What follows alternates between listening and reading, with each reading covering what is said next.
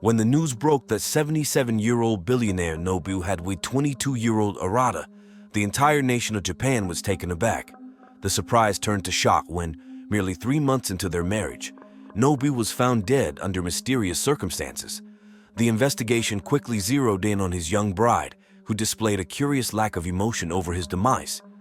Despite the suspicious elements surrounding her, the absence of definitive proof made it difficult for authorities to formally charge her with the crime. Questions arose: who exactly was Nobu, and what motives could his wife have had for allegedly orchestrating such a heinous act? The investigation not only unearthed clues, but also unveiled Nobu's controversial history with over 4,000 women. Welcome back to the channel. My name is Sunny, and today we're diving into the bizarre tale of Nobu. This story is undoubtedly among the most unusual ones I've encountered. As I've mentioned in previous episodes, Japan boasts an impressive safety record, making the instances of murder all the more jarring and complex. For those intrigued by true crime, mysterious narratives, and bone-chilling tales, you're in the right place. Hit subscribe, grab a cup of coffee, and let's get into it with the peculiar case of Nobu. Today's journey takes us to the southern reaches of Japan, to the city of Tanabe in Wakayama Prefecture. Tanabe serves not only as a historical landmark, but also as a vital hub for both land and sea transportation in the region. Despite its significance, Tanabe maintains the charm of a tranquil coastal city, home to some 65,000 residents. As we delve deeper into the enigmatic case of Nobu and his untimely demise, it becomes clear that the tranquil appearance of Tanabe City belies the complexity and darkness of this mystery. The story of Nobu, a man whose wealth and personal life had been the subject of much public fascination, takes a grim turn with his sudden death, leaving the community and the nation to grapple with a whirlwind of speculation and disbelief. Nobu, known for his extravagant lifestyle and a long history of romantic entanglements, had lived a life that many found hard to comprehend. His marriage to the much younger Arata added another layer of intrigue to his already controversial existence. The stark age difference between the couple, combined with Nobu's notorious past, set the stage for widespread speculation and rumor mongering.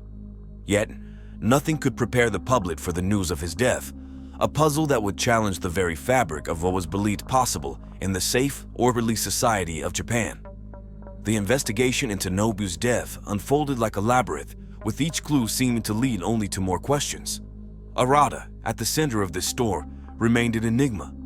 Her apparent indifference to her husband's death struck many as unnatural, perhaps a sign of guilt, yet her demeanor, in the absence of hard evidence, left law enforcement and the public alike in a state of limbo. Who was this young woman, and what connection, if any, did she have to the fate of Nobu? As authorities dug deeper, they uncovered details of Nobu's life that painted a picture of a man who was as complex as he was wealthy. His relationships with over 4,000 women were not just a testament to his lavish lifestyle, but also hinted at the complicated interpersonal dynamics that might hold the key to understanding his sudden demise.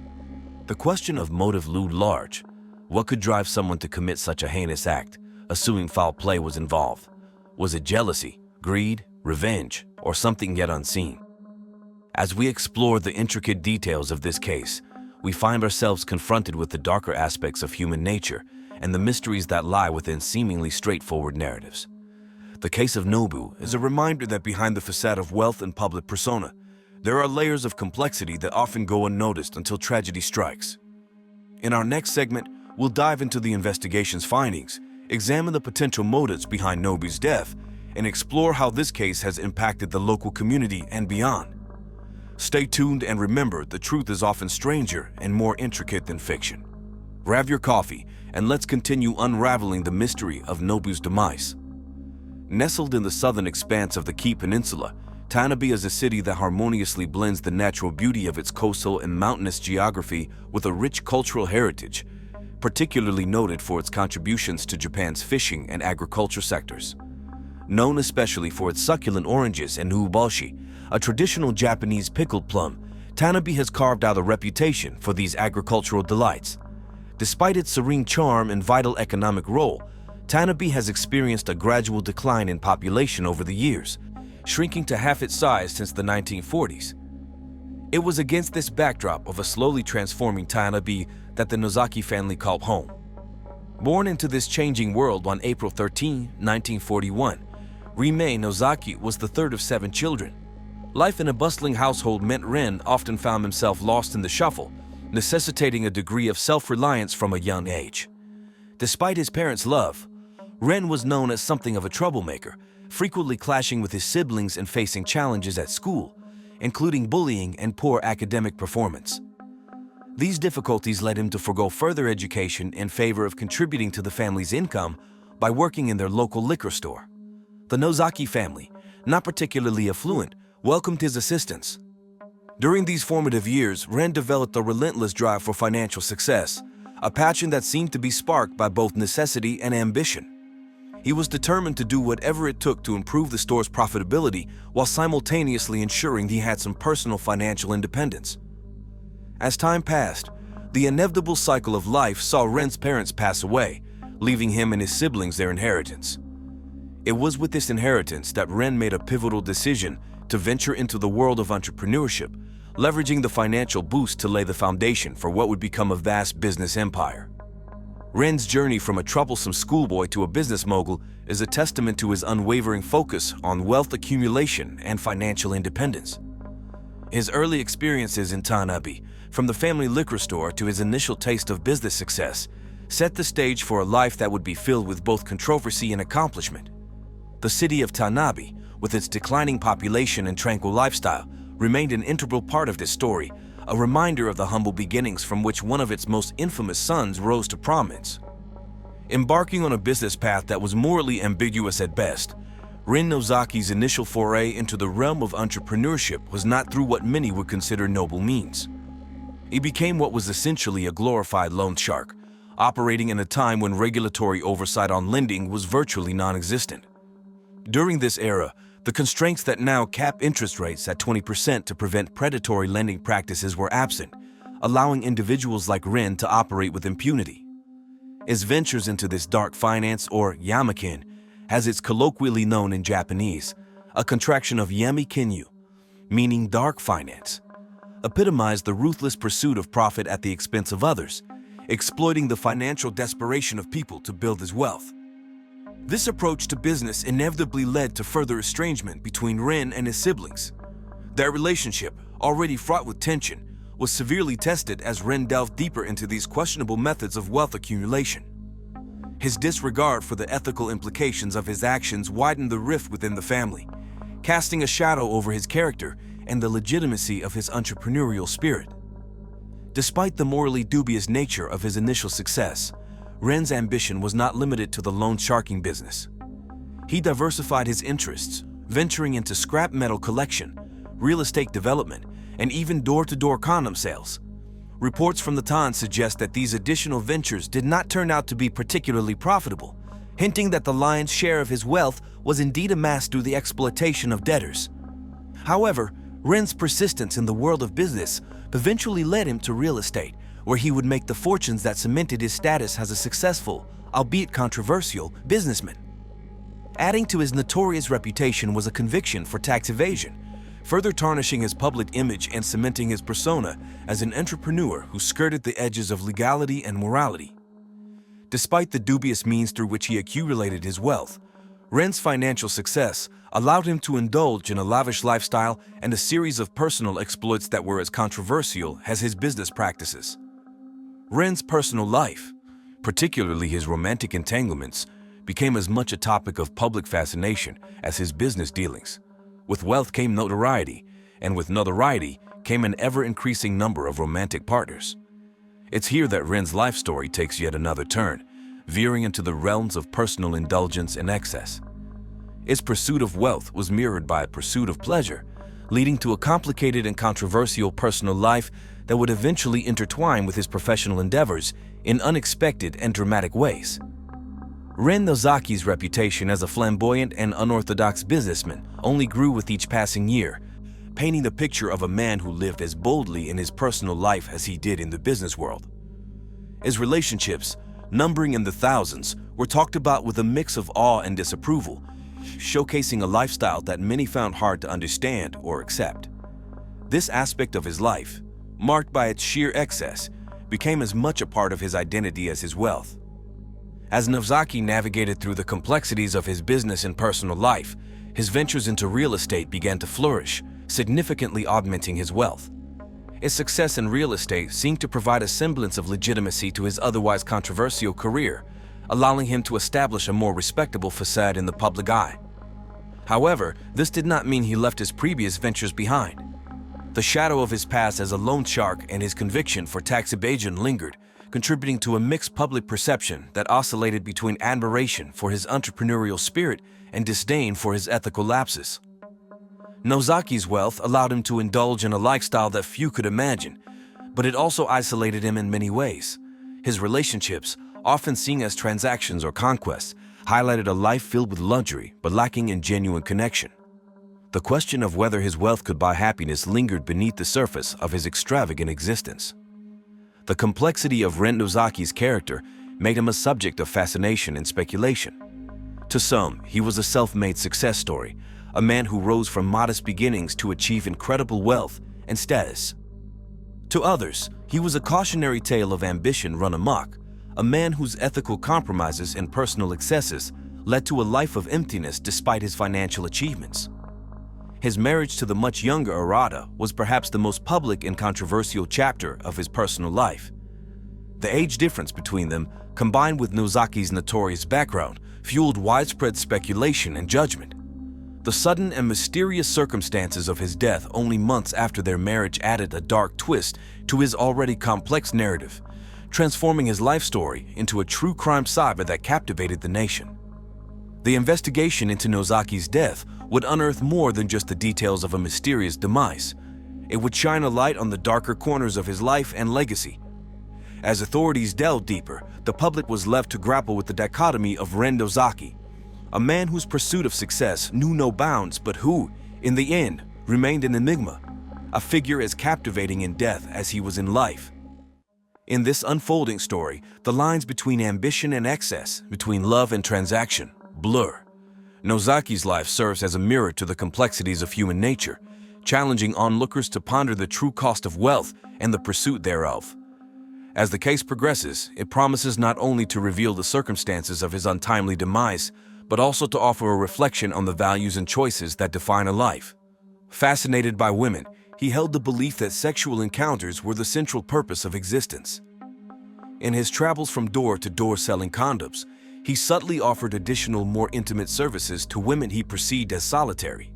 It seemed his strategies often bear fruit. Known as a prosperous playboy, his escapades, both paid and unpaid, with numerous women were well documented. He reportedly expended over 3 billion yen, the equivalent of about 26 million USD, on interactions with over 4,000 women throughout the years. When a Japanese broadcaster inquired about his actions, he openly stated his approach to women he found attractive, promising 400,000 yen in exchange for their company. His expenditures weren't confined to personal encounters. He was also known to lavish money in nightclubs, particularly in Keishinchi, a renowned entertainment district in Osaka. His lifestyle, however, was not without consequences. His tendency to swindle both acquaintances and strangers alike led to numerous conflicts, and in 1998, he was reportedly stabbed by someone he had attempted to defraud in a loan sharking scheme. As loan sharking became less profitable, he turned his attention to his family's liquor store, which had seen growth in both size and revenue. His wealth and notoriety received a further boost in 2016 with the publication of his autobiography, Don Joan of Kishu. Released in December of that year, the book detailed his journey to affluence.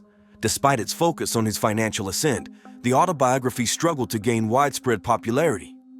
However, it wasn't until his story was featured in an episode of AIM Talk, a popular TV show in Japan, that his book gained significant attention. Combined with a few interviews, this media exposure catapulted his autobiography to bestseller status, irrespective of its literary quality. At this point, Rene had amassed a fortune that allowed him almost any luxury: exotic cars, multiple properties, first-class global travel, and expensive yachts were just a part of his opulent lifestyle. He was known for extravagantly attempting to win over women he found attractive by attaching free money to letters as a lure, primarily in hopes of intimate encounters. By 2017, at the age of 77, Rime had entered what many would consider his golden years, yet he showed no signs of slowing down, particularly in his romantic endeavors. Japan is known for its high life expectancy, a fact Rime attributed to his own longevity, claiming in his autobiography that he avoided smoking, drugs, and stimulants despite his prolific number of sexual partners. That year marked a turning point for him. After 2 failed marriages, he was ready to find true love, which he did with Anna, a woman 55 years his junior. Rime had previously been married twice, resulting in divorce each time, with no close companions except for his trusted dachshund named Emi. He often humorously mentioned that Emi would inherit his empire should he pass away. His encounter with Anna in the autumn of 2017 was, by his account, faked. Despite the vast age difference, she was only 22. They connected almost immediately after a chance meeting, or perhaps a staged stumble, at Tokyo Han Airport. Though initially just another conquest among thousands, it quickly became much more significant to him, and they were married within months. Anna, born in 1996, was significantly younger than Rine. Originating from Sapporo on Japan's northern island, Hokkaido, she came from a relatively affluent family, which afforded her luxuries such as designer brands and high-quality foods. Rine was not driven academically and faced bullying, leading to her being quite reserved during her school years. However, in her mid-teens, her personality began to change as she started to indulge in expensive fashion and beauty, supported financially by her parents.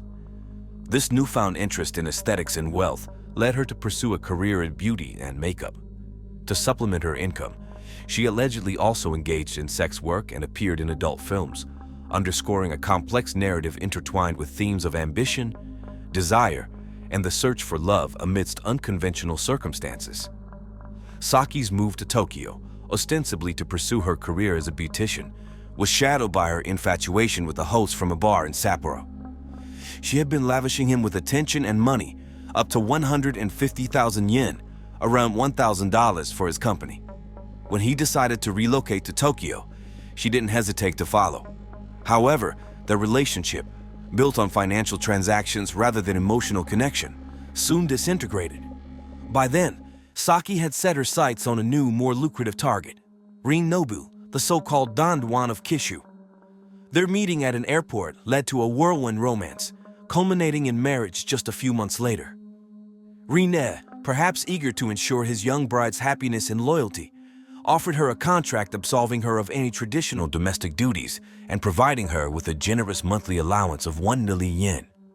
It seemed Rin was content to spend his twilight years in comfort and companionship with Saki, away from his notorious past. The couple, often seen with Rin's beloved dog, Emi, enjoyed a seemingly idyllic life filled with leisurely walks, shopping trips in Rin's Mercedes, and dinners at upscale restaurants. This peaceful existence suggested that Rime had finally found a semblance of domestic bliss. However, this tranquil period was short-lived. Merely 3 months into their marriage, Rime's life came to an abrupt end. But the seeds of this tragic conclusion were sown 18 days earlier with another sorrowful Emi, the death of his cherished dog, Emi. On May 6, 2018, Rime was awakened by Emi's distressing yelps. The dog was suffering from uncontrollable fits and severe pain. Despite Rime's readiness to seek veterinary help, Emi passed away in his arms within minutes, leaving him heartbroken. Emi had been more than a pet. She was his constant companion and source of unconditional love for over a decade. The loss left Rime enveloped in grief, a profound sadness that was compounded by the looming tragedy of his own demise. In his mourning, Rime arranged for a monk to conduct the ceremony for Emi, a final farewell to his loyal friend, unaware of the fate that awaited him. The circumstances surrounding Emi's sudden demise were undeniably peculiar. Despite her advanced age, she had been in excellent health, showing no signs of illness or ailments. Her unexpected passing left Rin utterly bewildered. However, his bewilderment would soon be overshadowed by his own tragic fate. On the fateful Emi morning of May 24th, just 18 days after Emi's demise, Rime himself was discovered deceased. He was found nearly nude, slumped over on his bedroom couch in a disturbing posture. An autopsy revealed an alarmingly high concentration of stimulants in his system, a dosage far beyond what would be considered lethal. The cause of death was determined to be acute stimulant poisoning, resulting from the ingestion of a massive quantity of stimulants in one instance. This revelation presented a perplexing contradiction to those familiar with Rina's public persona. In his writings and public statements, he adamantly voiced his opposition to drugs and stimulants. Moreover, analysis of his hair indicated no long-term drug use. Furthermore, there were no signs of injection marks on his body, suggesting that the stimulant was consumed orally. This discrepancy led investigators to consider the possibility that both Rina's and perhaps even Amy's deaths were not merely tragic accidents but deliberate acts of foul play. The sudden shift in focus transformed Rina's residence into a scene of intense scrutiny by detectives, eager to unravel the mystery behind the deaths haunting the once tranquil abode. Surveillance footage revealed that in the hours leading up to Rina's death, only two individuals entered his property, his wife and his cleaner. The cleaner had spent most of the day with Rina, assisting him in arranging a funeral for Amy, his beloved dog. Around 4:00 p.m., the cleaner left briefly to run errands and returned around 6:30 p.m. Meanwhile, Saki remained downstairs while Rina went upstairs to make phone calls. Later that evening, they heard thumping noises from upstairs, prompting the cleaner to ask Saki to check on him. However, she seemed unconcerned, and it wasn't until 10:00 p.m. that the cleaner once again urged her to investigate. It was then that they discovered Rina's lifeless body in his bedroom. Given the circumstances, it seemed unlikely that Rina had intended to take his own life. The burning question remained: who had administered the lethal dose of stimulants? That only two individuals with access to Rina and the opportunity to administer the stimulants were his wife and his cleaner. However, the cleaner, who had been with Rina for over a decade, had no apparent motive or benefit to harm him. Thus, suspicion fell squarely on Saki, his 22-year-old wife of only 3 months. Some speculated that Saki may have been a gold digger, marrying Rina for financial gain. With Rina's vast wealth, estimated at 5 billion yen, approximately $33 million USD, she stood to inherit a substantial fortune upon his death. Moreover, her demeanor following Rina's passing, reportedly emotionless and preoccupied with her smartphone, even his funeral, raised eyebrows. Despite mounting suspicion, investigators lacked concrete evidence to charge Saki with murder. Attempts to find toxic substances in Eni's body proved inconclusive due to the advanced state of decomposition. Nevertheless, detectives were determined to pursue justice. In May 2021, 3 years after Rina's and Amy's deaths, Saki was arrested on suspicion of murder. With only a 30-day window to detain a suspect under Japanese law, authorities faced a race against time. Over the following weeks, evidence emerged implicating Saki further. Her phone data contradicted her plans about her movements on the day of Rina's death. Additionally, her internet search history revealed inquiries about drugs and stimulants shortly before Amy's demise. Forensic analysis uncovered traces of narcotics in the kitchen and vacuum cleaner, while her phone records indicated communication with a known drug dealer. These damning revelations painted a troubling picture, casting serious doubt on Saki's innocence and leaving investigators determined to uncover the truth behind the deaths that had shrouded Rina's once peaceful abode. The technological evidence further solidified suspicions against Saki, confirming that both she and Rina were indeed in the same location at the time of his death. Reports surfaced suggesting that Rina had contemplated divorce in the weeks leading up to his demise due to Saki's reluctance to live with him in his Tab residence. Meanwhile, Rina had already found a new partner, adding to the strain in their relationship. The situation worsened when, just 2 months after Rina's death, Saki convened the shareholders' meeting at their residence, attending it alone. During the meeting, she appointed herself as president of the company and awarded herself an exorbitant annual salary of $1.5 million, along with a personal bonus of $400,000. Investigators, upon apprehending her in Tokyo, uncovered her plans to flee to Dubai with the substantial funds she had amassed. With this damning evidence at their disposal, Aina was formally charged with the murder of Rina Nobu. However, despite her arrest nearly 3 years ago, she awaits trial, and progress on the case has been notably slow. Concerns arise as there have been no updates on her current whereabouts, leading to speculation that she may have been discreetly released. Proving Saki's guilt presents a formidable challenge for authorities, especially considering the difficulty in substantiating poison-related offenses, particularly after such a considerable amount of time has passed. Despite the mounting evidence against her, Saki adamantly maintains her innocence, professing her love for Rina. Friends of Rene corroborate his intention to divorce Saki, with one revealing that he had been asked to be present during the confrontation. This detail fuels speculation that Saki may have learned of the impending divorce and impulsively resorted to murder to secure her inheritance. As the legal proceedings linger, uncertainty looms over the fate of Rene's estate, which remains frozen.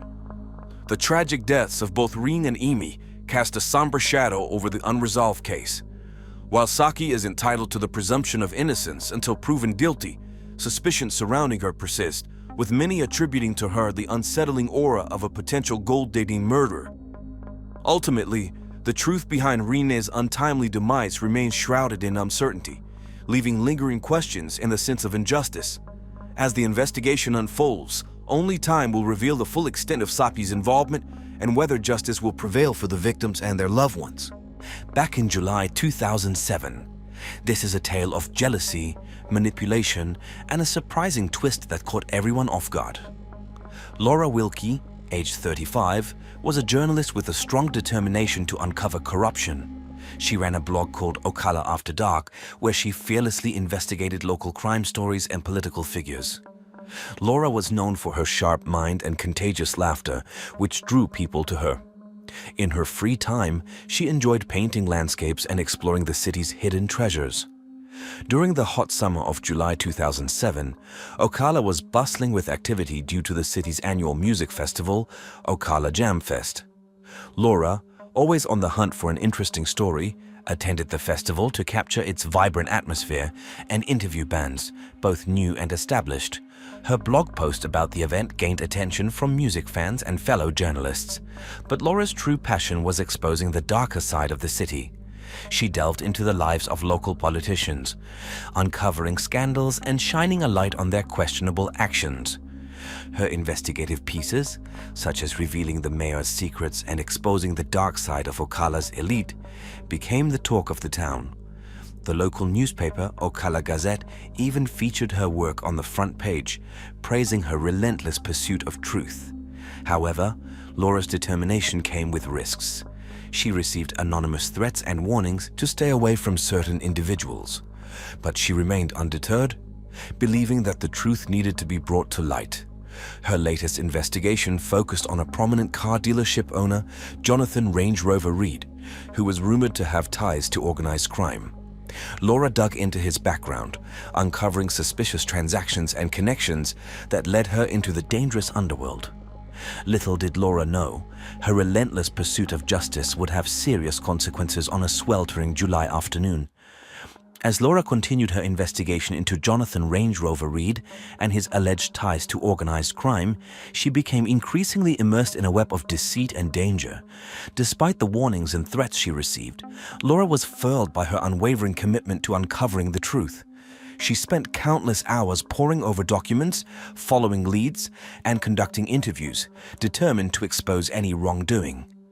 Her relentless pursuit took her to the shadowy corners of Ocala, where she encountered individuals who would stop at nothing to protect their secrets. With each piece of evidence she uncovered, Laura's sense of urgency grew. She knew that her findings had the potential to shake the foundations of the city's power structures and bring about real change, but she also understood the risks involved. As the summer heat intensified, so did the tension surrounding Laura's investigation. Suspicion hung in the air, and Laura found herself constantly looking over her shoulder, unsure of who she could trust.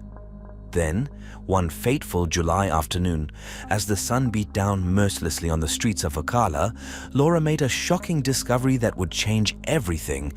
But before she could act on it, tragedy struck, sending shockwaves through the community and leaving everyone wondering what had truly happened to Laura Wilkie. The events that unfolded that day would reveal the dark underbelly of Ocala's power dynamics and serve as a stark reminder of the dangers that lurk beneath the surface of even the most seemingly idyllic communities. And as the investigation into Laura's death began, it became clear that the truth was more elusive and more dangerous than anyone could have imagined. As news of Laura's tragic demise spread throughout Ocala, the community was plunged into a state of shock and disbelief.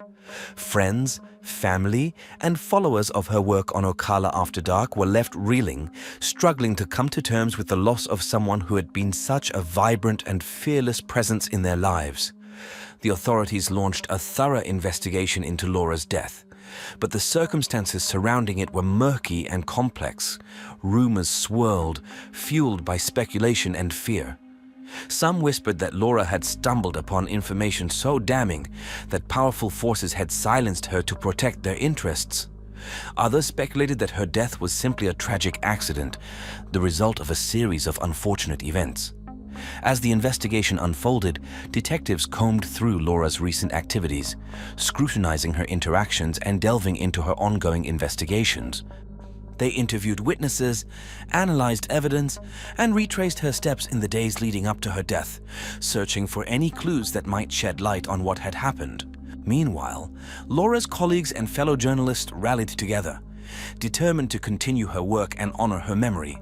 They pored over her notes and unfinished stories, vowing to carry on her mission of exposing corruption and holding those in power accountable. But as they delved deeper into Laura's investigations, they soon realized that they were treading on dangerous ground. The same forces that had silenced Laura now seemed intent on silencing anyone who dared to follow in her footsteps. Threats and intimidation tactics were deployed, leaving many feeling afraid and uncertain. Despite the risks, Laura's colleagues pressed on, driven by a shared sense of duty and a desire to seek justice for their fallen friend. With each new revelation, they moved one step closer to uncovering the truth behind Laura's death and the dark forces that had conspired to silence her. As the days turned into weeks and the investigation continued, one thing became clear: the legacy of Laura Wilkie would not be forgotten. Her courage, determination, and unwavering commitment to truth and justice would live on, inspiring others to carry on her fight and ensure that her death was not in vain. And as the sun set on another sweltering July evening in Ocala, the quest for answers continued, fueled by a determination to uncover the truth, no matter the cost. Laura received a tip about a secret meeting between Reed and a corrupt city council member. Determined to capture evidence, she set up surveillance near a local coffee shop called Brood Awakening. As she discreetly snapped photographs, she had no idea that someone was poisoning her. Eventually, this left her bedridden and finally dead on the scorching morning of July 12, 2007. Tragedy struck the quiet city of Ocala, Florida, precisely at 9 a.m. Jay Wilkie, Laura Wilkie's husband, made a horrifying discovery that would change his life forever. The day had started like any other in the Wilkie household, with the sun beating down mercilessly on the small suburban neighborhood as residents sought refuge in the coolness of their air-conditioned homes. But little did Jay know that this day would mark the beginning of a dark and perplexing chapter in his life. As Jay entered the bedroom, he was met with a sight that would haunt him for the rest of his days. There, lying motionless on the neatly made bed, was Laura, his beloved wife. Her once vibrant eyes were now closed forever, and her body lay still as if frozen in time. The room was filled with an eerie silence, broken only by Jay's gasp of disbelief. The authorities were immediately summoned to the scene, their sirens piercing the otherwise tranquil neighborhood as they meticulously combed through the room, searching for any clues that could shed light on this mysterious death. The air was thick with tension and uncertainty. In the days following Laura's untimely demise, the media frenzy surrounding the case reached a fever pitch. Headlines screamed with speculation, and armchair detectives dissected every detail, desperately trying to piece together the puzzle. News outlets like the Ocala Gazette and the Florida Times-Union dedicated countless column inches to the investigation as the city held its breath, waiting for answers. As the investigation continued, the city of Ocala held its breath, anxiously awaiting the day when the truth behind Laura's death would finally be unveiled. But for now, the answers remained elusive, shrouded in a web of secrecy and unanswered questions. In the heart of Ocala, a city known for its picturesque landscapes and vibrant community, a shocking crime took place that would leave the town in a state of shock and mourning. In the aftermath of Laura's death, the community of Ocala was gripped by a sense of disbelief and fear. The once vibrant city now felt like a shadow of its former self, as whispers of conspiracy and betrayal echoed through the streets. Jay Wilkie, Laura's husband, found himself thrust into the spotlight. His grief compounded by the overwhelming attention from the media and the relentless scrutiny of the public eye. Struggling to come to terms with his loss, Jay grappled with a flood of emotions, from anger and despair to confusion and disbelief. As the investigation into Laura's death intensified, tensions ran high, with rumors swirling about possible suspects and motives. Every new development seemed to only deepen the mystery surrounding her untimely demise, leaving residents on edge and desperate for answers. Meanwhile, Laura's colleagues and friends refused to let her memory fade away. They organized vigils and memorials, sharing stories of her courage and dedication in the face of adversity. Determined to seek justice for their fallen friend, they vowed to keep her spirit alive by continuing her work and shining a light on the corruption that had claimed her life. But as days turned into weeks and weeks into months, the initial shock began to fade, replaced by a lingering sense of unease and uncertainty. Despite the best efforts of law enforcement and the relentless pursuit of the truth, the case remained unsolved, leaving a gaping hole in the hearts of those who knew and loved Laura. In the quiet moments of reflection, as the sun set over the tranquil streets of Ocala, one question lingered in the minds of residents. Who killed Laura Wilkie, and why? Until that question was answered, the city would remain haunted by the specter of injustice, forever searching for closure in a case that had shaken it to its core. In a twist of disbelief, Laura Wilkie, a respected journalist and fearless investigator, met a tragic end on the scorching morning of July 12, 2007. Detectives Olivia Gressel and Mark Herr, renowned for their meticulous approach to investigations, swiftly arrived at the scene. The Ocala Police Department was determined to solve this heinous crime and bring justice to Laura and her grieving loved ones. As they entered the house, an eerie calm hung in the air. There were no signs of forced entry, suggesting that the killer had either been known to Laura or possessed a level of cunning that allowed them to gain access undetected. The detectives meticulously combed through every inch of the crime scene, searching for any clue that could shed light on Laura's untimely demise. The house appeared immaculately clean, as if someone had meticulously tidied up after the crime.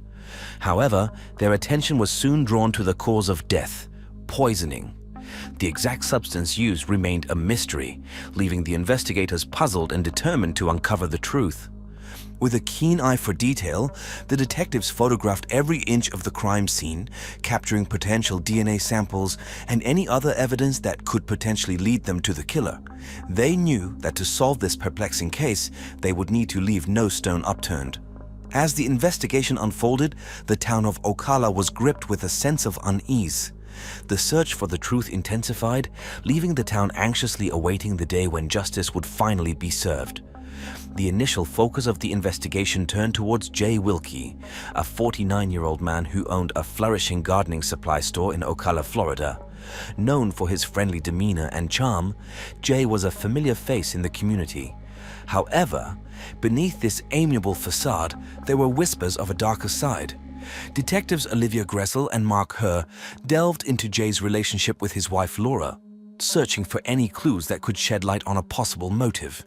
They meticulously pieced together the puzzle of their marriage, uncovering a history of turbulence and hidden tensions. As they delved deeper into Jay's personal life, they discovered a series of text messages exchanged between him and Laura in the weeks leading up to her tragic demise. The messages were from Laura begging Jay to stay away from her, indicating cracks in the foundation of their marriage. Determined to uncover the truth, the detectives obtained a warrant to search Jay's phone records, hoping to find more evidence that could connect him to Laura's murder. Simultaneously, they scoured the city for any potential witnesses who may have seen or heard something on the day of the crime. They examined surveillance footage from nearby establishments, hoping to catch a glimpse of any suspicious individuals lurking in the vicinity of Laura's home. As the case gained media attention, tips flooded in from concerned citizens, each one meticulously followed up on by the diligent detectives. Despite the mounting pressure, Jay Wilkie vehemently maintained his innocence, hiring a high-profile defense attorney to speak on his behalf. Meanwhile, Clara Pointer, a 28-year-old co-worker and close friend of Laura Wilkie, emerged as a significant person of interest in the ongoing investigation.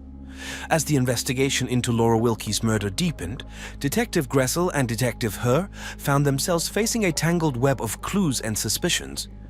Clara Pointer's emergence as a person of interest added another layer of complexity to the case. Clara, once considered a close friend and co-worker of Laura, now found herself under the scrutiny of law enforcement. Detectives delved into Clara's background, uncovering a series of interactions and encounters between her and Laura in the weeks leading up to the crime.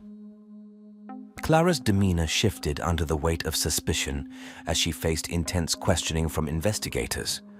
Her alibis were scrutinized, her motives dissected, and her every move analyzed for any hint of deception. Meanwhile, Jay Wilkie's steadfast denial of involvement in his wife's murder only deepened the mystery.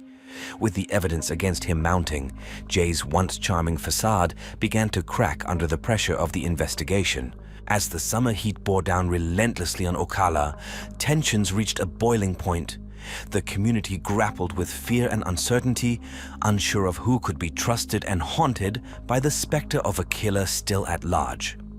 Despite the challenges and setbacks, Detective Gressel and Detective Herr remained steadfast in their pursuit of justice. They pored over every piece of evidence, re-interviewed witnesses, and tirelessly followed up on leads, determined to unravel the truth behind Laura Wilkie's tragic death. But as days turned into weeks and weeks into months, the case seemed to hit a dead end. The trail grew cold, and the answers remained elusive, shrouded in a veil of mystery. Yet, amidst the frustration and uncertainty, one thing remained clear. The memory of Laura Wilkie would not be forgotten. Her fearless spirit and unwavering commitment to the truth continued to inspire those who had known her, driving them to seek justice and closure in her name. As the investigation stretched on, the resolve of Detective Gressel and Detective Herr remained unshakable. With each passing day, they grew closer to cracking the case wide open, determined to bring closure to a community left reeling by a crime that had shattered its sense of safety and trust. In the wake of Laura Wilkie's tragic death, Clara Pointer, a journalist like Laura who contributed to Laura's blog, Ocala After Dark, came under suspicion. Known for her ambition and relentless pursuit of success, Clara was rumored to harbor envy towards Laura's achievements and coveted her position as the head of Ocala After Dark. During police interrogations, Clara maintained a calm exterior, deflecting suspicions and denying any involvement in Laura's murder. Instead, she pointed fingers at Jay, Laura's husband, alleging that Laura had expressed fear of him and blamed him for her illness leading to her demise. However, evidence began to mount against Clara. Surveillance footage showed her purchasing a powerful sedative on the morning of Laura's death, the same substance found in Laura's system during the autopsy. Witnesses also reported hearing Clara make disparaging remarks about Laura's success, indicating possible jealousy. A major breakthrough occurred when detectives uncovered a series of emails exchanged between Clara and David Marlborough, a private investigator hired by Laura to uncover corruption.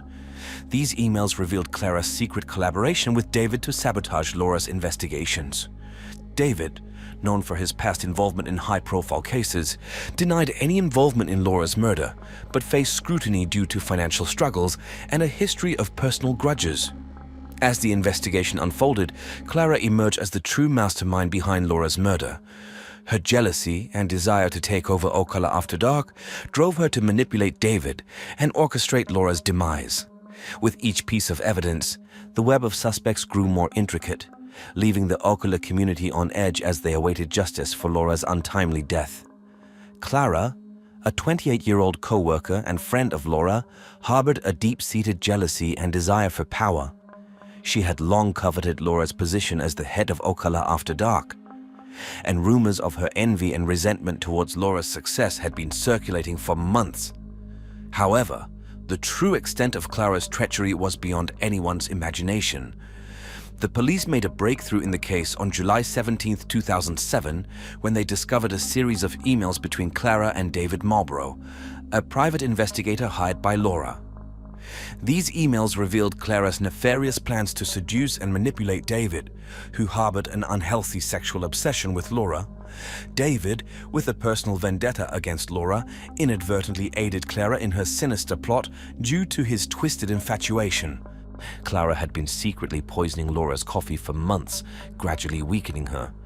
Laura's haunting words, "Don't let my husband near me, he wants me dead," were a chilling reminder of Clara's manipulation and the tragic fate that awaited Laura. But Clara's deceit did not end there. She exploited both Laura's husband, Jay Wilkie, and David, using her sexuality and their vulnerabilities to further her sinister agenda. As the investigation unfolded, the police pieced together Clara's manipulative tactics, exposing the extent of her exploitation. With mounting evidence against her, Clara was arrested at her apartment. Her calculated use of sexuality and manipulation showcased a level of cunning that was truly chilling. The trial that followed was a gripping spectacle, with the courtroom packed with eager spectators. District Attorney Unity Collins led the prosecution, presenting a compelling argument that left no room for doubt about Clara's guilt. Despite the defense attorney's efforts to cast doubt on the evidence and Clara's motives, the weight of evidence against her was overwhelming. Emotions ran high as Laura's family sought justice for their beloved daughter. After hours of deliberation, the jury delivered a unanimous verdict: guilty. Clara Pointer was found guilty of first-degree murder and sentenced to 25 years in prison without the possibility of parole. The verdict brought a mix of relief and anguish to Laura's family and friends, offering them a sense of closure as they began to heal and move forward. For Jay Wilkie, Laura's husband, who had been falsely accused, the verdict brought a mix of relief and grief.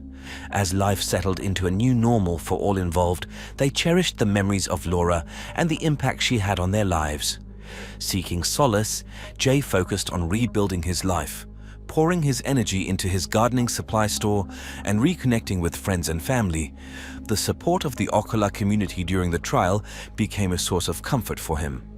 Jay emerged as an advocate for justice reform, using his own experience to raise awareness about wrongful accusations. David Yarbrough, the private investigator unwittingly involved in Clara Pointer's plot, was consumed by guilt. He dedicated himself to making amends, reaching out to Laura's family with a sincere apology and offering assistance in any way he could. David embarked on a personal journey of redemption, vowing to use his investigative skills for good and help other victims of manipulation and deceit. As time passed, wounds began to heal, but the memory of Laura Wilkie remained deeply etched in the hearts of those who knew her. The trial had exposed the dark underbelly of jealousy and manipulation, but also showcased the resilience of a community seeking justice. The impact of Laura's life and untimely death would forever serve as a reminder to cherish the truth and stand against those who seek to deceive. And with that, we conclude this episode of True Crime Story Files. The haunting words of Laura Wilkie, "Don't let my husband near me, he wants me dead," will forever echo in our minds. This tragic tale serves as a reminder of the darkness that can reside within the human heart. Join us next time as we uncover another chilling true crime story, delving into the depths of human nature. To all you true crime story solvers out there, interested in more real-life murder mysteries, be sure to like and subscribe to our channel. Do you have any thoughts about this case or have a case of your own you'd like us to investigate? Leave us a comment. Until then, stay safe. In April of 2015, this is the story of Johnny Rater, a successful real estate agent whose life was brutally cut short by someone he trusted most. Johnny Ray Baxter was a 45-year-old man living in Fayetteville, Arkansas. He was a well-known real estate agent who worked for a local company called Ozark Realty. Johnny Ray had a big smile and a friendly personality, which made him popular with his clients and colleagues. He had a degree in business administration from the University of Arkansas and had been working in real estate for over 20 years. Johnny Ray was married to Darling Baxter. Johnny Ray and Darling seemed like a happy couple.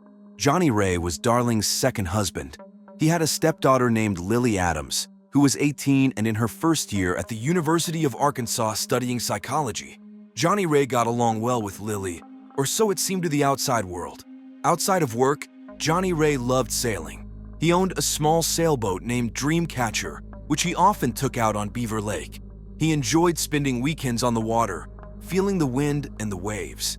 His friends at the local marina remembered him as someone who was always willing to lend a hand and share a laugh. In the days before his death, Johnny Ray was busy with a big property deal. He was working hard to close a sale on a large commercial property in downtown Fayetteville. This deal was very important to him and his career. He was also planning a surprise anniversary trip for Darling. He had booked a cabin in the Ozark Mountains and bought tickets to see a concert in Little Rock. He even picked out a special necklace from a local jewelry store, Sissy's Log Cabin, as a gift for Darling.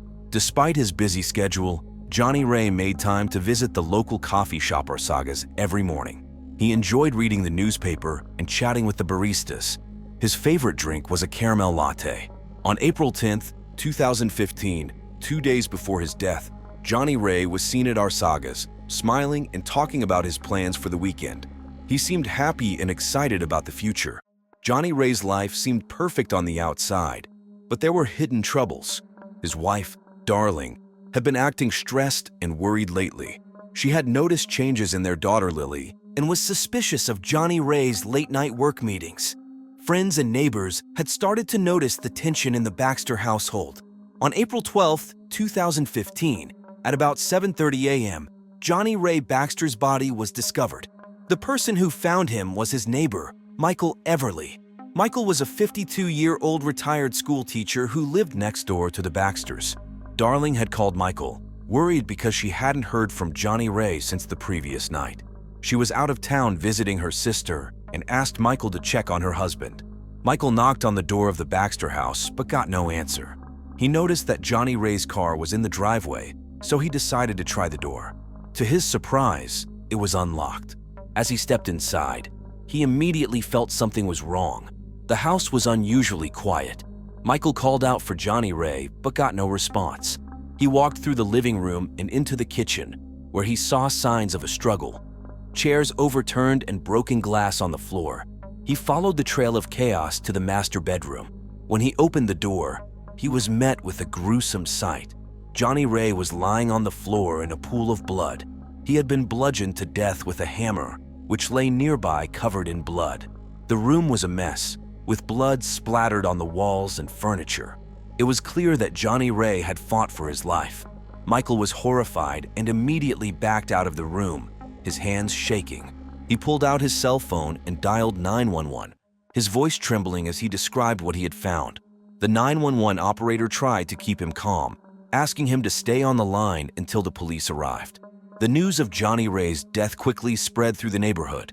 Maple Street was soon filled with police cars, and curious neighbors stood outside, whispering to each other about the shocking event. Local news stations like KNWA and KFSM sent reporters to cover the story, and by noon, it was the top news in Fayetteville. Michael, who had been friends with Johnny Ray for years, was in a state of shock. He had never expected to find his neighbor and friend dead in such a brutal manner. He later told reporters that Johnny Ray was a good man who didn't deserve such a terrible fate. The discovery of Johnny Ray Baxter's body marked the beginning of a complex and tragic investigation, one that would uncover hidden secrets and lead to shocking revelations about those closest to him. The police arrived at the Baxter home quickly after Michael Everly's 911 call on April 12, 2015. The first officers on the scene immediately secured the area, making sure no one entered or left the house. Soon after, Detective Sarah Mitchell-Kinsey and Detective James Carter arrived to lead the investigation. Detective Sarah Mitchell-Kinsey was known for her sharp attention to detail. At 38 years old, she had solved many difficult cases. Her partner, Detective James Carter, was 42 and had a reputation for his methodical approach. Together, they made a strong team. As the detectives walked through the house, they saw signs of a struggle. The living room had overturned chairs and broken glass. The kitchen had more chaos, with dishes scattered on the floor. When they reached the master bedroom, they were met with a grisly scene. Johnny Ray Baxter lay on the floor, surrounded by a pool of blood. He had been bludgeoned to death with a hammer, which lay nearby, covered in blood. The walls and furniture were splattered with blood, showing the violence of the attack. Detective Mitchell-Kinsey noted the hammer as the murder weapon and ordered it to be bagged as evidence. The crime scene was chaotic and disturbing. The detectives and forensic team took many photos and collected samples. They used gloves to carefully pick up items, making sure not to contaminate any evidence. Blood samples, fingerprints, and the hammer were all collected and sent to the lab for analysis. Outside, neighbors watched as the police worked. The local news stations, KFSM and KNWA, were there too, reporting on the shocking murder. Reporters spoke to neighbors who described Johnny Ray as a friendly and well-liked man. The media coverage added pressure to solve the case quickly. Detectives Mitchell Kinsey and Carter interviewed Michael Everly, who was still shaken from discovering the body. He described finding the door unlocked and seeing the mess inside the house. His detailed account helped the detectives piece together the events leading up to the murder. By the end of the day, the police had gathered a lot of evidence but still had many questions. Who could have committed such a brutal act? Why would someone want to kill Johnny Ray? The detectives knew they had a difficult case ahead of them, but they were determined to find the answers. The first suspect in Johnny Ray Baxter's murder was his wife, Darling Baxter. Darling was 34 years old and worked as an accountant for a local firm called Razorback Accounting. She was intelligent, meticulous, and hardworking. Darling had a tough past. She became a mother at 16 and worked as a stripper to support herself and her daughter, Lily. Despite these challenges, she built a successful career and was known for her strong-willed nature. Darling had recently noticed changes in her daughter Lily's behavior and grew suspicious of Johnny Ray's late-night work meetings. Friends and neighbors described Darling as increasingly stressed and on edge in the weeks before the murder. Some said they heard arguments between her and Johnny Ray. Detectives Sarah Mitchell Kinsey and James Carter brought Darling in for questioning on April 13, 2015. Darling appeared calm but was clearly distressed. She maintained that she had been out of town visiting her sister, Nancy, in Little Rock. She provided photos and text messages to support her alibi, but the detectives still had doubts. During the interrogation, Darling spoke about her relationship with Johnny Ray. She admitted they had been arguing more lately, mainly about his work and the amount of time he spent away from home. She denied any involvement in his death, insisting she loved her husband despite their problems. The detectives asked Darling about the night of the murder. She explained that she had left for Little Rock on the afternoon of April 11th and stayed with Nancy until the morning of April 12th. Nancy confirmed this story when the detectives called her. However, they couldn't ignore the tension in Darling's voice when she spoke about Johnny Ray and the changes she noticed in Lily. The police also searched Darling's car and belongings for any evidence. They found nothing directly linking her to the murder, but they did find a diary in which Darling had written about her frustrations and suspicions. These entries painted a picture of a woman under immense stress and emotional turmoil. Despite her alibi, Darling remained a prime suspect. The detectives continued to look into her past, interviewing friends, family, and co-workers. They hoped to find a motive or any clue that could tie her to the crime. The pressure on Darling grew as the investigation progressed, but she remained steadfast in her innocence. The investigation into Darling Baxter was thorough, yet many questions remained unanswered. The detectives knew they had to keep digging to uncover the truth behind Johnny Ray's brutal murder. The second suspect in Johnny Ray Baxter's murder was his stepdaughter, Lily Adams. Lily was 18 years old and a freshman at the University of Arkansas, where she was studying psychology. She was known for her outgoing and sociable personality. Her friends described her as bright and ambitious, always eager to learn new things. Lily had a complicated relationship with her stepfather, Johnny Ray. It was revealed during the investigation that their relationship had evolved into a secret affair. This affair made Lily feel guilty and conflicted, especially as she saw the strain it put on her mother, Darling. Detective Sarah Mitchell Kinsey and James Carter brought Lily in for questioning on April 14, 2015. Lily appeared nervous but cooperative. She admitted to the affair with Johnny Ray, explaining that it had started about 6 months earlier. She said she had been feeling lonely and confused, and Johnny Ray had been there for her. She insisted she never wanted to hurt anyone. During the interrogation, Lily explained how she had confided in a close friend about the affair and her feelings of guilt. This friend, whose name was not disclosed, confirmed Lily's story to the detectives. Lily described the last time she saw Johnny Ray, which was the night before his death. She said they had argued about the affair and the impact it was having on their family. The detectives asked Lily about her whereabouts on the night of the murder. Lily said she had been at a friend's house studying for a midterm exam. Her friend confirmed this alibi, saying that Lily had stayed there until the early morning hours Of April 12th. Despite the alibi, the detectives were suspicious of the emotional turmoil that Lily was going through. The police also searched Lily's dorm room and her belongings for any evidence. They found nothing directly linking her to the murder, but did find several letters and notes between her and Johnny Ray. These notes showed the depth of their relationship and the emotional struggles they both faced. Despite her alibi and the lack of direct evidence, Lily remained a prime suspect due to the affair and the emotional tension it created. The detectives continued to interview her friends and classmates, hoping to find any inconsistencies or new leads. The pressure on Lily grew as the investigation continued, but she maintained her innocence and expressed deep regret for the affair. The investigation into Lily Adams was thorough, but the detectives still had many questions. They knew they had to keep digging to find the truth behind Johnny Ray Baxter's brutal murder.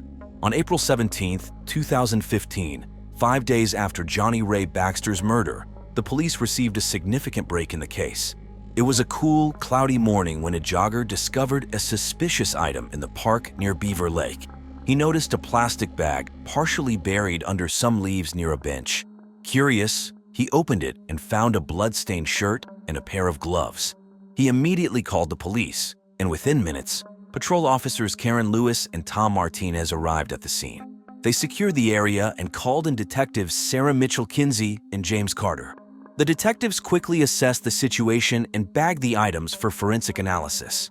The detectives were cautious but hopeful that this new evidence would provide a breakthrough in the case.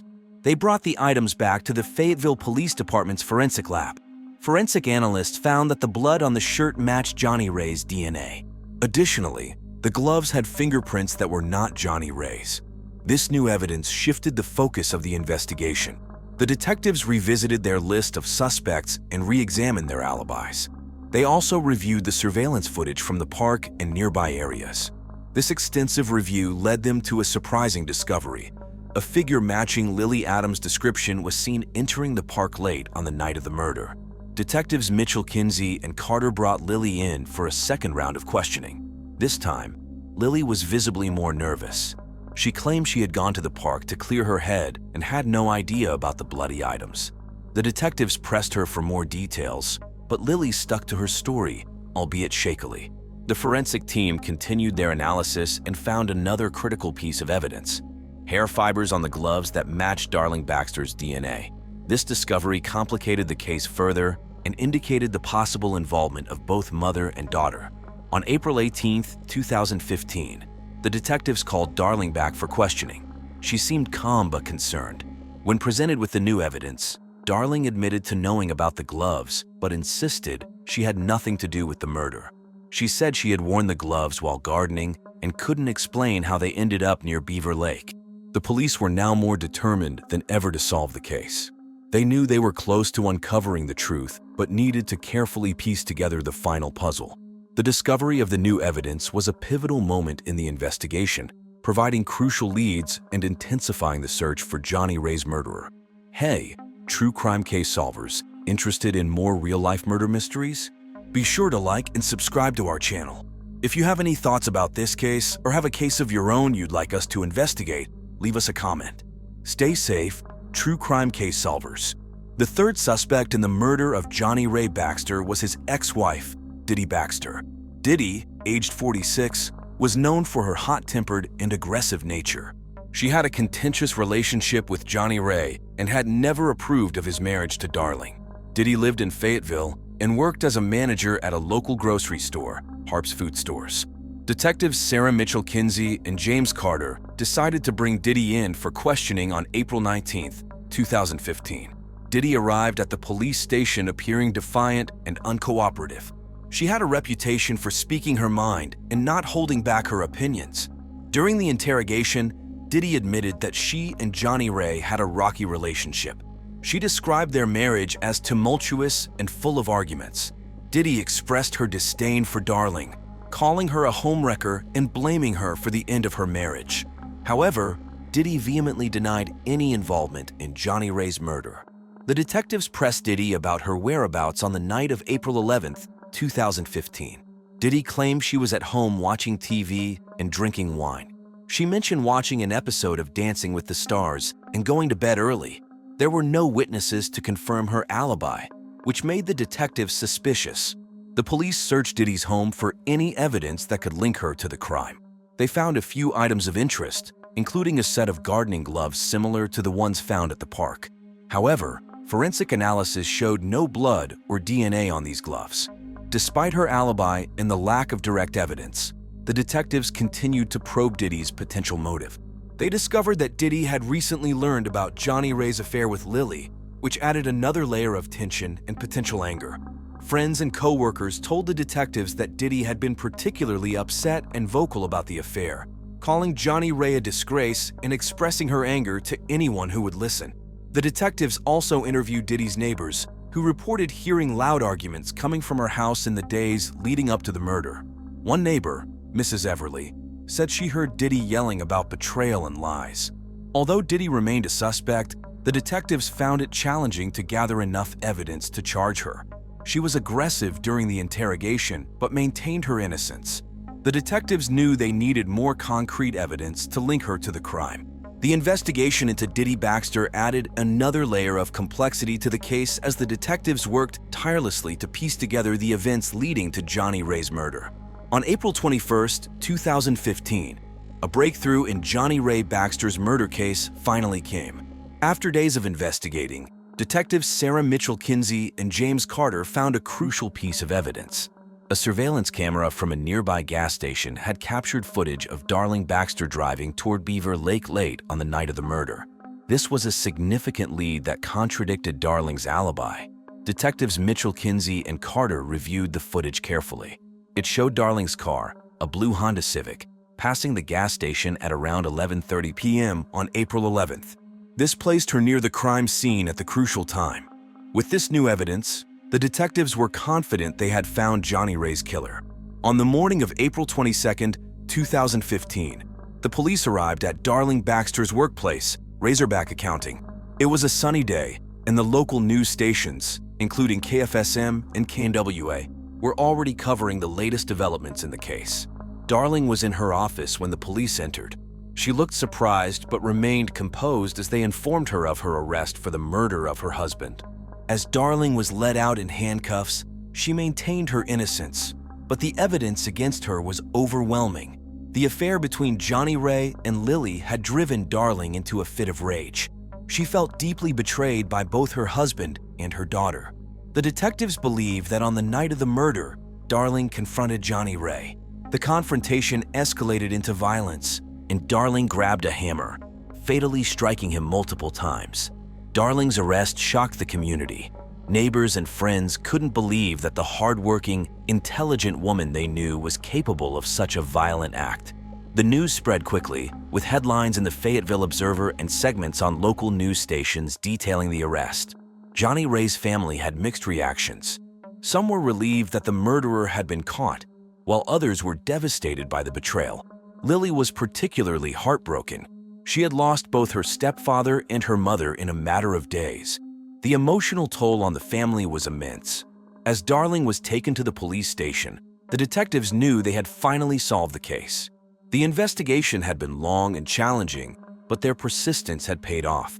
Johnny Ray Baxter's murder had been a tragic event that uncovered hidden secrets and tested the resolve of everyone involved. In the end, justice was served, and the community could begin to heal from the shocking crime. Stationed, she continued to deny her involvement. However, the detectives were confident in their findings. The surveillance footage combined with the forensic evidence and Darling's conflicting statements painted a clear picture of her guilt. The community of Fayetteville was left to grapple with the tragic events. Johnny Ray Baxter's murder had uncovered deep family secrets and left a lasting impact on those who knew him. The police had solved the case, but the emotional scars would take much longer to heal. The trial of Darling Baxter for the murder of her husband, Johnny Ray Baxter, began on July 15, 2015, at the Washington County Courthouse in Fayetteville. The courtroom was packed with reporters from local news stations like KFSM and KNWA, as well as concerned members of the community. The prosecution was led by District Attorney Robert Stevens, a 45-year-old with a reputation for being tough and relentless in the courtroom. He argued that Darling's motive for the murder was her discovery of the affair between Johnny Ray and Lily. Stevens painted a picture of a woman pushed to a breaking point by betrayal and emotional turmoil. He presented the surveillance footage of Darling's car near Beaver Lake, the forensic evidence from the crime scene, and the conflicting statements she had given to the police. On the other side, the defense was led by attorney Michelle Williams, a 39-year-old known for her calm demeanor and sharp legal mind. She argued that Darling was innocent and that the evidence was circumstantial. Williams suggested that someone else could have committed the murder, perhaps out of jealousy or anger. She questioned the reliability of the surveillance footage and pointed out that no witnesses had seen Darling commit the crime. Throughout the trial, Johnny Ray's family sat in the front row, watching the proceedings with a mixture of anger and sadness. Lily, in particular, struggled with the emotional weight of the trial. She had lost her stepfather and now faced the possibility of losing her mother to a long prison sentence. After 2 weeks of testimony, the jury deliberated for 3 days before reaching a verdict. On August 3, 2015, the jury found Darling Baxter guilty of first-degree murder. The courtroom was tense as the verdict was read. Darling showed little emotion, while Johnny Ray's family wept and hugged each other. The local news immediately reported the verdict, and the story was covered extensively in the Fayetteville Observer. Judge Lisa Everly sentenced Darling to life in prison without the possibility of parole. She stated that the evidence clearly showed Darling's guilt and that the crime was a result of intense personal betrayal and anger. The judge expressed sympathy for Johnny Ray's family and hoped the sentence would bring them some measure of closure. The reaction to the verdict was mixed. Some in the community felt justice had been served, while others believed the sentence was too harsh considering Darling's difficult past and the emotional stress she was under. Johnny Ray's family, however, felt a sense of relief that the ordeal was over and that the person responsible for his death was held accountable. The trial and sentencing marked the end of a tragic chapter for the Baxter family and the community of Fayetteville. The murder and its aftermath had left deep emotional scars, but the verdict provided a sense of justice and a step toward healing. After Darling Baxter's trial and sentencing, life slowly began to return to normal for those involved in Johnny Ray's tragic murder case. For Darling, now serving her sentence at the Arkansas Department of Correction, life took on a stark routine. She was allowed limited visits from family and friends, with strict rules governing her daily activities.